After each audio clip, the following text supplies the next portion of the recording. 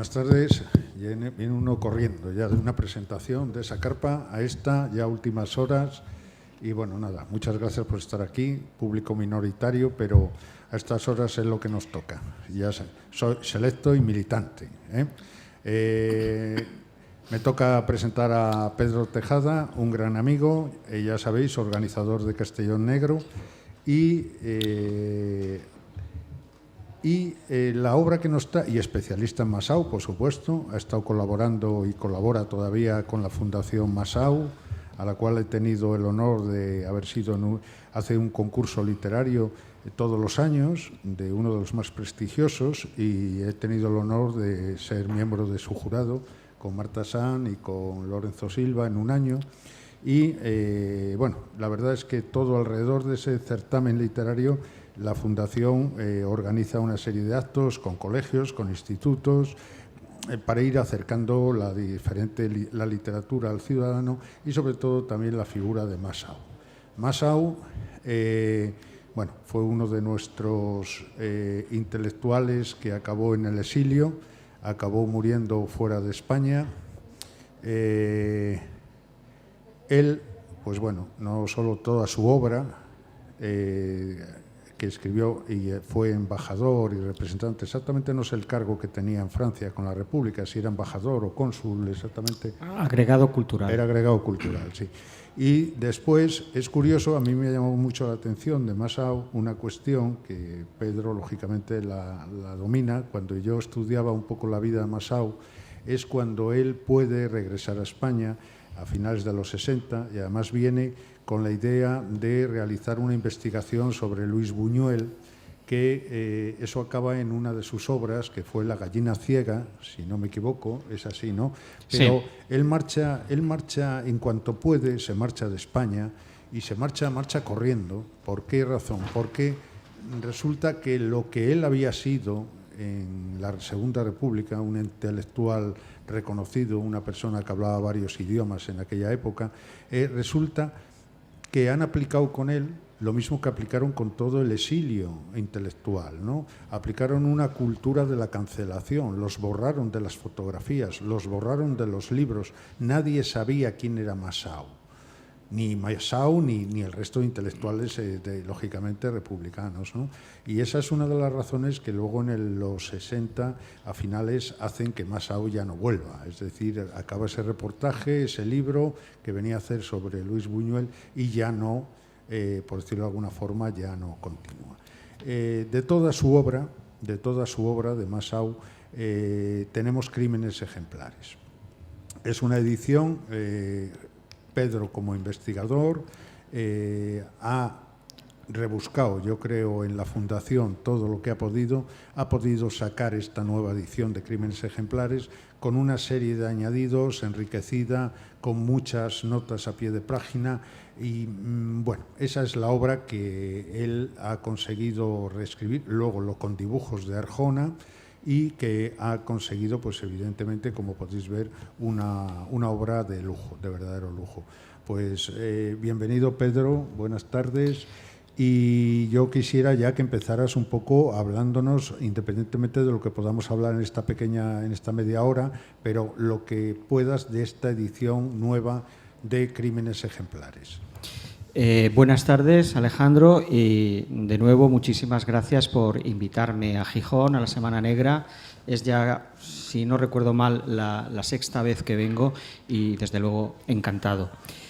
Y bueno, de las 6 veces que he venido, 4 han sido por Max House y otras 2 han sido pues por antologías de relatos en las que pude participar. Y Crímenes ejemplares es la obra más conocida de Max Aub. Es una obra muy popular, a pesar de que este autor no es un autor muy conocido. Sin embargo, si ahora en Google, en el buscador, pues ponemos Crímenes ejemplares, nos van a aparecer un montón de entradas, porque estos crímenes, que son microrrelatos, pues son conocidísimos y sorprende, siendo esto textos narrativos, aunque textos narrativos muy breves, la cantidad de adaptaciones teatrales que se han hecho. Hay un montón de monólogos de adaptaciones de esta obra. Y, repito, llama la atención que un autor muy poco conocido, un autor que merece la pena, un autor que en México tuvo el apodo de Más Aún, porque prácticamente todos los años aparecían varias obras suyas y muchas de ellas autoediciones.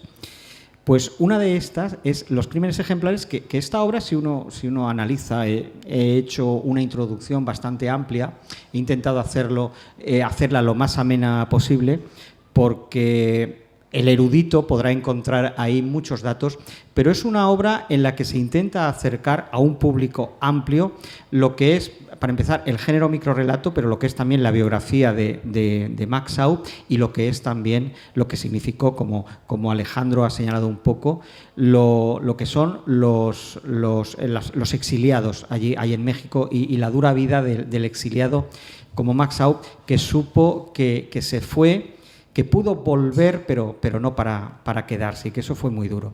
Entonces, Los crímenes ejemplares es en este caso, esta edición, lo que diferencia de las otras es que por fin se ha podido hacer una edición crítica, es decir, es una edición en la que están cotejadas todas las variantes, porque esta obra Max Aub la estuvo haciendo y rehaciendo a lo largo de toda su vida. Y la verdad es que muchas veces él escribía siempre varias obras a la vez, porque desde luego quien quiera conocer también la versión de la Guerra Civil desde el punto de vista del bando republicano, pues en El laberinto mágico tiene esa exalogía de novelas sobre la Guerra Civil. Y él... mientras estaba escribiendo el libro de Buñuel, o podía estar escribiendo obra de teatro, porque escribió también mucho teatro, podía estar inventándose la biografía de un pintor como Josep Torres Campalans, él de pronto tenía la ocurrencia, estaba escribiendo, por ejemplo, Campo de los Almendros, y de pronto ahí en el margen se le ocurría un crimen ejemplar y allí que lo apuntaba. Pero eso se quedaba allí porque este hombre escribió a un ritmo descomunal, se quedaba allí aparcado, y por eso yo, como ha comentado Alejandro, he podido encontrar algunas de estas obras manuscritos y algunos también en el Colegio de México, porque probablemente Los crímenes ejemplares, aquí aparecen 20 y tantas piezas inéditas, pero probablemente se descubran más porque hay todavía textos, muchos textos por editar, algunos en la Fundación Max Aub, que está en Segorbe. Entonces, pues esta obra explica cómo se fue haciendo toda ella y un poco se pone en contexto de lo que es el exiliado y de lo que fue la vida en México de este escritor. ¿Y tú cómo situarías de toda esa obra de Max Aub, de todo el Campos de Almendros, bueno, toda esa narrativa que él tenía? Porque yo tengo la sensación de que Crímenes ejemplares se separa de esa obra, de todo el contexto genérico, ¿no? Hombre, él en cierta forma esta obra la consideraba una obra menor, y él a veces con amargura decía que al final lo iban a conocer más por la faceta humorística que por la faceta seria y por otras obras que él escribió y que le costaron sangre, sudor y lágrimas, porque él realmente lo que le gustaría haber sido es un gran dramaturgo. Y él empezó aquí un poco, porque empezó a hacerse sitio como autor ya en la época de la República, incluso un poco en la línea de Federico García Lorca, que fue el creador de La Barraca. Él también en Valencia tuvo una compañía de teatro universitario que fue El Búho. Entonces él en realidad lo que le hubiera gustado sobre todo es ser autor teatral. Y luego siempre con un afán testimonial y ético enorme, porque hoy que tenemos el drama, la tragedia de las migraciones, hay que tener en cuenta que él ya en 1942 escribió la obra teatral El San Juan, en la que refleja ese barco a la deriva de personas que en ningún puerto. Entonces, en realidad, Max Aub es que, como esta tarde hablabas tú precisamente, y he podido estar con Rosa Montero, que ella misma decía muy acertadamente que los géneros hoy en día no existen, Max Aub fue uno de estas personas, de estos pioneros que dinamitó la barrera. Entonces, en realidad, Max Aub es un autor proteico, Max Aub es muchos escritores en uno, Y no estoy muy de acuerdo en que, sí, genéricamente, porque estos son microrelatos, estos son relatos tan cortos para que uno se haga una idea, porque se está hablando aquí muchos de crímenes ejemplares, pero quienes no han tenido la suerte de leer este libro es una colección de criminales que no se sabe muy bien si ante un tribunal, ante un abogado, están confesando sus crímenes. Y en ningún momento esa confesión implica arrepentimiento. Ellos están diciendo que han matado a alguien que se merecía morir. Y lo han hecho a veces, dicen, en nombre de todos. Entonces, claro, cuando yo leo, por ejemplo, un crimen ejemplar como "lo maté porque era de Vinaroz", esto pues puede parecer un chascarrillo, una tontería, pero cuando se van hilvanando todos estos crímenes, todos estos epitafios que aparecen aquí, se va viendo que en realidad Max Schaub, en toda su obra, trató fundamentalmente un tema que fue el tema de la intolerancia. Él tuvo muy claro toda su vida que el autor, que cualquier intelectual, los políticos, los intelectuales, por encima de todo, consideraba él que lo más importante era el compromiso moral, el compromiso ético. Entonces Max Schaub, en todas sus obras, aunque sean estos microrelatos que a veces pues parecen simplemente chascarrillos, o sea, "la maté por no darle un disgusto", por ejemplo, que es otro, aunque hay algunos más largos, hay algunos que ocupan una página, pero en realidad Max Schaub está hablando prácticamente todo el rato de la intolerancia. Y Max Schaub, que trata aquí el tema de la muerte, su biografía es apasionante, y aquí pues la trazo también un poco porque para entenderla, este hombre cuando se fue de España y cuando estaba en Francia intentando contar su versión de los hechos, acabó en 4 campos de concentración. Y él toda la vida estuvo diciendo, no aprendemos, la intolerancia nos ha llevado a una guerra civil, a una guerra tras otra guerra. Claro, el tema estrella de Max Schaub es la muerte. Él dice, no hay nada más espectacular que la muerte. ¿Por qué? Pues porque en su biografía aparecen ni más ni menos que 3 guerras, 2 guerras mundiales. Él huyó de Francia porque él era francés y se instaló en España huyendo la familia de la Primera Guerra Mundial en Francia. Entonces, él en realidad, aunque parezca que esto es una obra menor, en realidad él está tratando el tema de la intolerancia y dice que cualquier intelectual está obligado a comprometerse moralmente. Sí, efectivamente. Era eso que has comentado. Hay que recordar, por esos movimientos migratorios que estamos viviendo ahora de las guerras, que Max Schaub los vive en primera persona.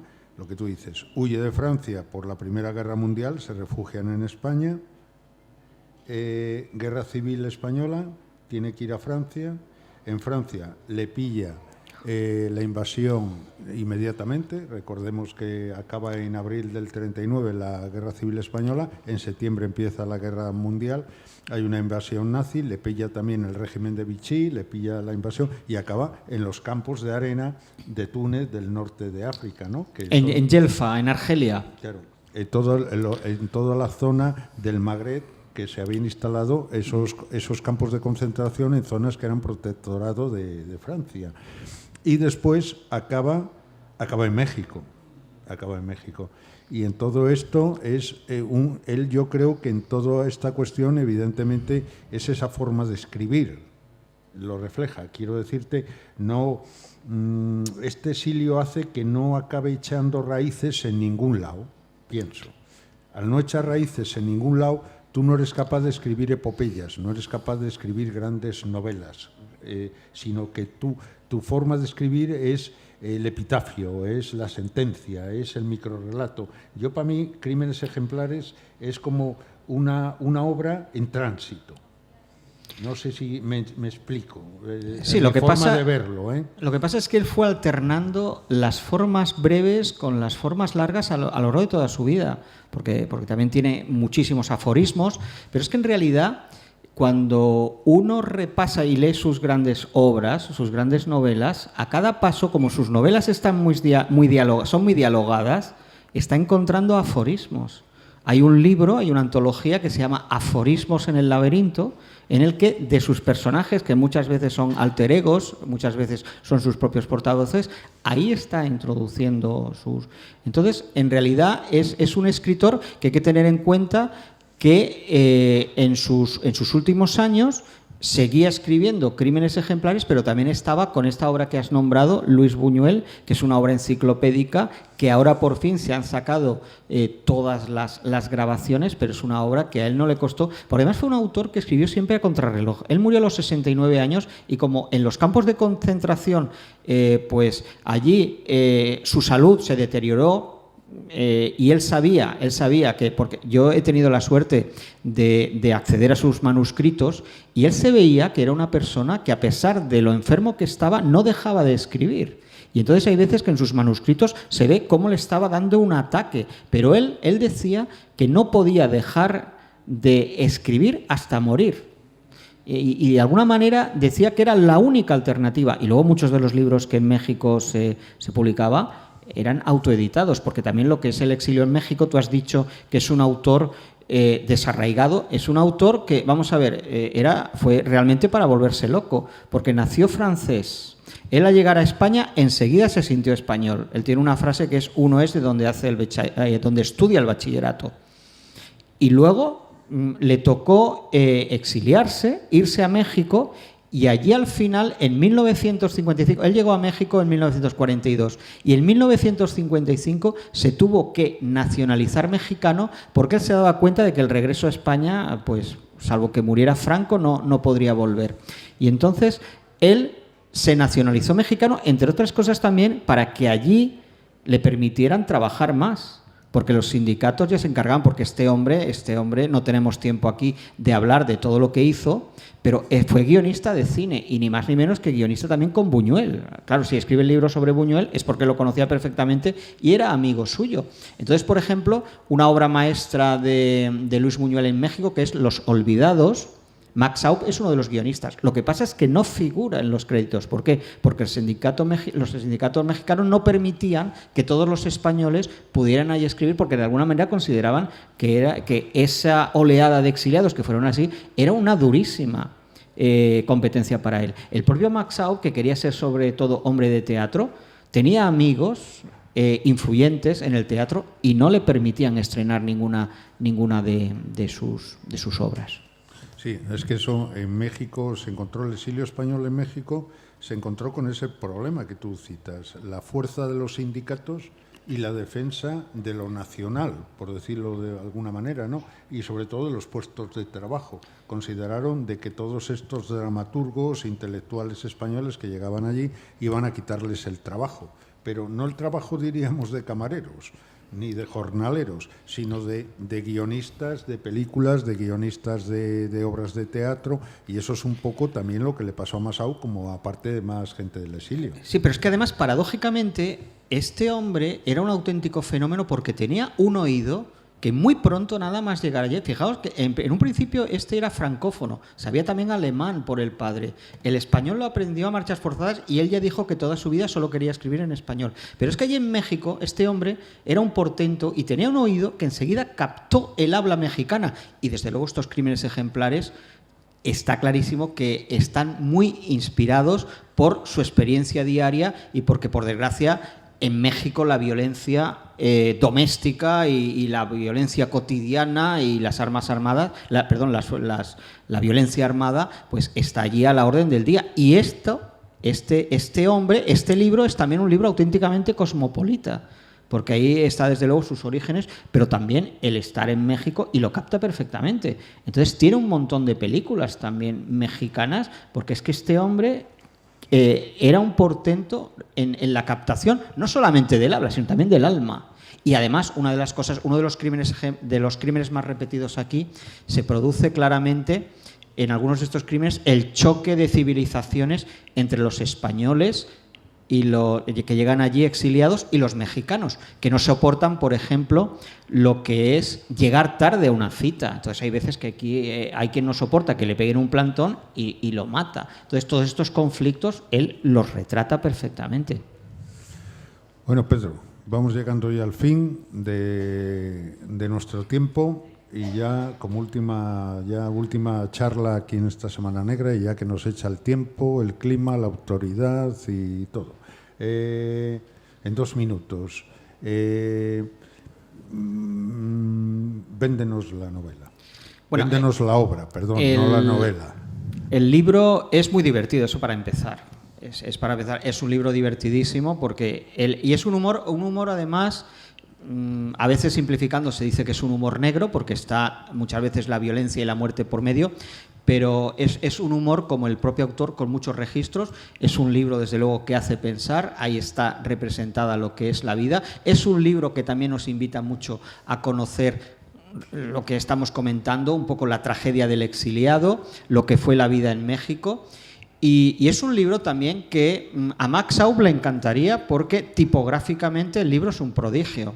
O sea, el libro se ve que hay varias tintas, hay ilustraciones. Mira por dónde el cartel de este año de la Semana Negra es de Pedro Arjona y las ilustraciones son de Pedro Arjona. Entonces, el libro por dentro es un auténtico portento. Es un libro en el que se explican muchas cosas, pero no tiene que asustar tampoco ni por el tamaño ni porque pueda parecer que es un libro de mucha erudición, de muchos datos, sino que fundamentalmente es un libro para abrirlo.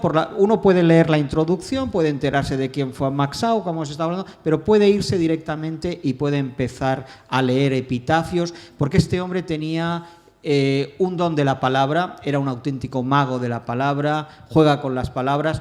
No en vano, en el campo de concentración de Yelfa solo tenía 2 libros, una antología de Quevedo y un diccionario de la lengua española. Y hay que ver la cantidad de vocabulario que este hombre tenía, cómo le da la vuelta a las palabras y lo sumamente ingenioso y lo divertido que es. Entonces, si no conocen Los crímenes ejemplares, desde luego aquí tienen un auténtico clásico y con el que pueden pasar un buen rato.